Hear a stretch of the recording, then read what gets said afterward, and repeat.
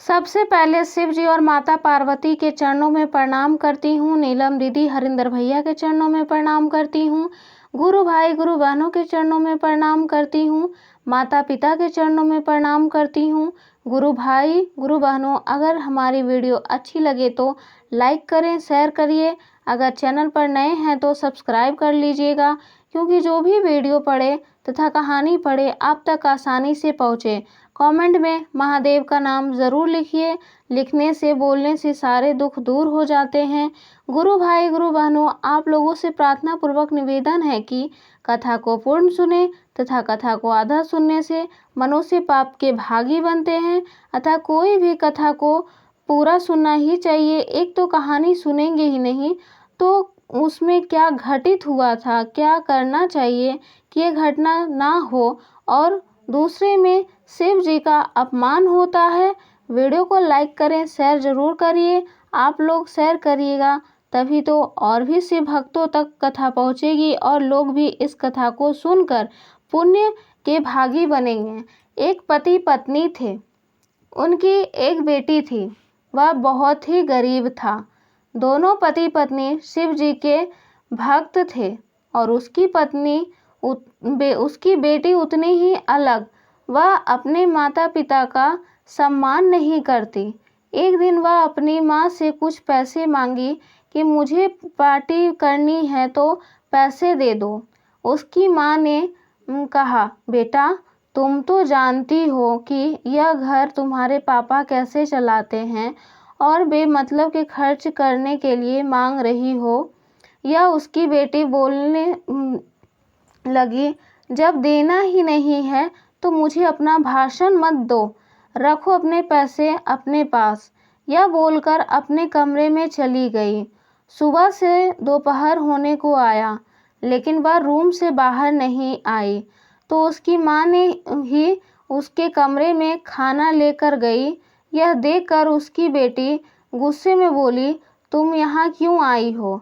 मैं खाना नहीं खाऊंगी, क्योंकि यह भी तो तुमने मेहनत से बनाया है, तो बचा के रखो, तुम दोनों के काम आएगा। उसकी माँ समझाने लगी, लेकिन उसके दिमाग में कुछ समझ नहीं आ रहा था। वह अपनी माँ की बात को अनसुना कर रही थी। एक दिन वो पैदल ही कॉलेज जा रही थी, तभी उसे रास्ते में एक लड़का मिला। वह कार में उस लड़की से बात करने लगा, तो उसने पहचाना नहीं। तो उसने लड़के ने बताया वह जिस कॉलेज में पढ़ती है उसी कॉलेज का सीनियर था। वह लड़का भी अच्छा नहीं, उसकी बहुत ही बुरी लत थी। वो उस लड़की से मतलब के लिए अपने झांसे में लाना चाहता था, क्योंकि उसका जहाँ पे घर था वह अच्छी जगह था। उन लोगों को बेघर करके वहाँ पे एक कंपनी बनाना चाहता था। यह सबसे अनजान थी। दोनों इसी तरह मिलते रहे। तभी एक दिन उस लड़की के पिता ने उस लड़के के साथ देख लिया और कहा, तुम यहाँ क्या कर रही हो इसके साथ? और वहाँ से वो लड़का चला गया। तो अपने बेटी को अपने घर ले आया और उसकी सारी बात माँ से बोली। उसकी माँ ने कहा, तुम यह सब क्यों कर रही हो? वो लड़का सही नहीं है, वह लड़का बहुत ही शराबी है। लेकिन उसकी बेटी मानने को तैयार ही नहीं थी। वह अपनी माँ पिता की बेइज्जती करने लगी और बोली, आप लोग गरीबी में ही पैदा हुए और गरीबी में ही मरेंगे। यह सुनकर माँ पिता बहुत ही दुखी हुए और उसकी बेटी उस लड़के से सारी बातें बताई। तो उसने उसके माता पिता के खिलाफ भड़काया और उससे कहा, अगर तुम अपने घर के ज़मीन का कागज़ ले आओ तो मैं तुम्हें अमीर भी बना दूंगा। उसके बाद तुम्हारे माता पिता को भी समझ आ जाएगा कि उसकी बेटी गलत नहीं है, वह उसके भलाई के बारे में ही सोच रही थी। लेकिन उसकी बात मानकर उसने वैसा ही किया और वह कागज़ लेकर वह अपने माता पिता को छोड़कर चली गई। उधर उसके माता पिता अपनी बेटी को दर बदर खोजते रहे। शिव जी के मंदिर में पहुंच गए और शिव जी को पुकारने लगे, उनकी बेटी को खोज दे। थक हार कर मैं आपके पास आया हूँ शिव जी, आप हमारी मदद करिए। और वहाँ से चले आए। घर जैसे ही पहुँचे तो पति पत्नी ने देखा कि उनका घर टूटा हुआ था। तो दोनों देखकर चौंक गए।